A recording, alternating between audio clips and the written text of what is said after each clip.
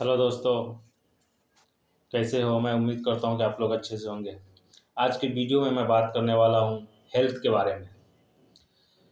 दुनिया के अंदर अगर हेल्थ है तो सब कुछ है।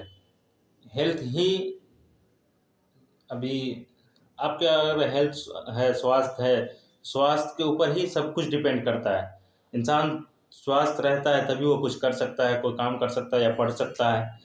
जब तक स्वास्थ्य नहीं रहेगा तब तक वो क्या करेगा, कोई किसी भी काम में उसको मन नहीं लगेगा। तो जानते हैं स्वास्थ्य जो है कि स्वास्थ्य होता क्या है। स्वास्थ्य हम उसको बोलते हैं जो हमारे मानसिक और शारीरिक रूप से जो स्थिति होता है, सामाजिक में जो होता है, वो व्यक्ति में शारीरिक और मानसिक एवं सामाजिक रूप से स्वस्थ रहने की स्थिति को ह्यूमन हेल्थ कहा जाता है।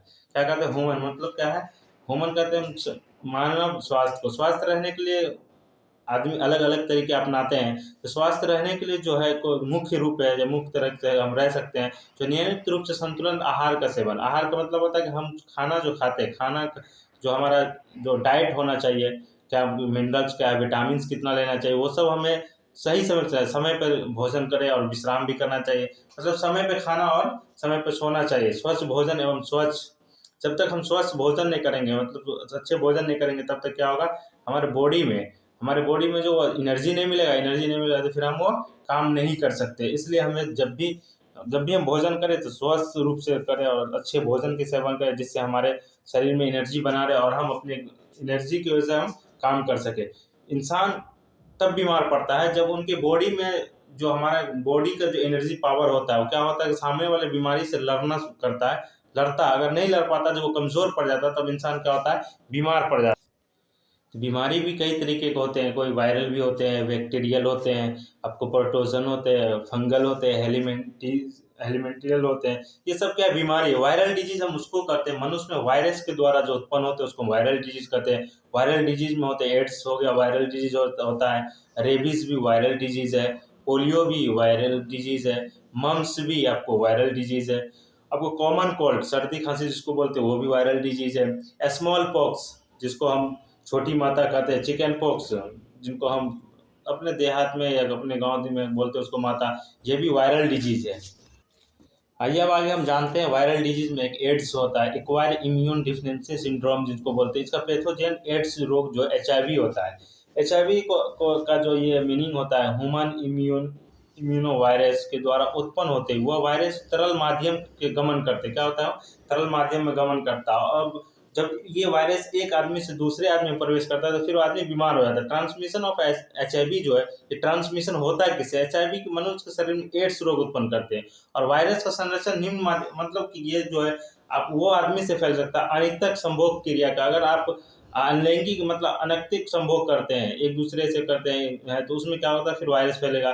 बहुलैंगिक क्रिया के द्वारा होगा। रक्त का आदान प्रदान, इंसान को जो ब्लड का जरूरत पड़ता है तो ब्लड लेते हैं। ब्लड लेने के समय उनकी जांच होनी चाहिए कि क्या इसमें एचआईवी भी है। अगर नहीं है तो फिर, और उसके बाद निडिल है। अब निडिल का जो यूज़ करते हैं तो एक निडिल से एक ही पेशेंट को दे, दूसरा पेशेंट को ना दे। उसके बाद क्या होता है, जो अगर संक्रमित व्यक्ति का अगर आप तौलिया यूज़ करते हैं, उसके बेड को यूज़ करते हैं या उनके पास रहते हैं, तो उससे भी क्या होगा कि आपको भी एड्स हो सकता है। इसका सिंड्रोम्स जो होता है, जो आप कैसे हम पहचानेंगे कि ये एड्स है, तो रोगी में जो पाए जाने वाले उसका एक्सटर्नल रिप्रोडक्टिव ऑर्गन में घाव उत्पन्न हो जाते हैं। क्या होता है, एक्सटर्नल रिप्रोडक्टिव ऑर्गन जो उसमें घाव हो जाते हैं। और भूख में कमी आ जाती है।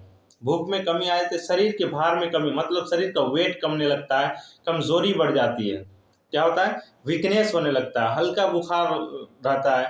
उसके बाद थोड़े से काम करने पर थकावट बहुत ज़्यादा महसूस होने लगता है। ये क्या है, इनका जो है ना, ये सिम्टम्स है, लक्षण है। अब इसका प्रिवेंशन क्या होना चाहिए। अब जिस चीज़ से ये फैलता है उस चीज़ से रुक जाना, वही प्रिवेंशन हो गया, वही बचाव हो गया।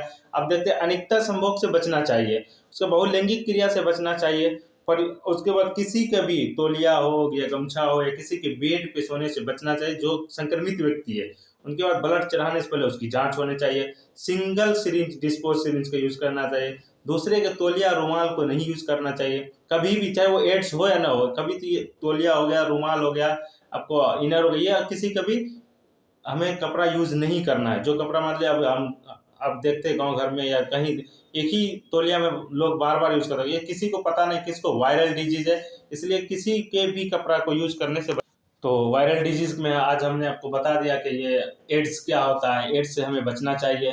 और ये बहुत ही खतरनाक डिजीज़ है। वायरल डिजीज़ कोई भी हो, वैसे भी तो बीमारी, कोई भी बीमारी बॉडी के लिए कहीं से भी लाभदायक नहीं होता, वो हानिकारक ही होता है। इसलिए हमें प्रयास करना चाहिए कि हमारे शरीर किस तरीके से सुरक्षित रहे, किस तरीके से हमें स्वास्थ्य बना रहे। इसलिए सब कुछ को देखते हुए उससे बचना चाहिए कि हमारा शरीर किस तरीके से स्वस्थ रहे। हम सभी आदमी देखते हैं गाँव समाज में, इंसान तब बीमार पड़ता है जब क्या होता है, जो आगे वाला बीमारी जो होता है उससे लड़ने की क्षमता, अगर बॉडी की एनर्जी कम हो जाती है तो फिर ऑटोमेटिक है कि आदमी बीमार पड़ेगा। इसलिए हमें और सब आदमी को हम यही संदेश देते हैं कि हमें शरीर को बचाना बहुत ज़रूरी है। इसलिए बीमारी से बचना हमारा सबसे बड़ा कर्तव्य है। अगर बॉडी हेल्थ, कहता है हेल्थ इज़ वेल्थ, स्वास्थ्य ही धन है। अगर आपके पास स्वास्थ्य है तो फिर धन ही धन है। इसी के लिए इसके साथ मैं इस वीडियो से विदा लेता हूँ। शुक्रिया।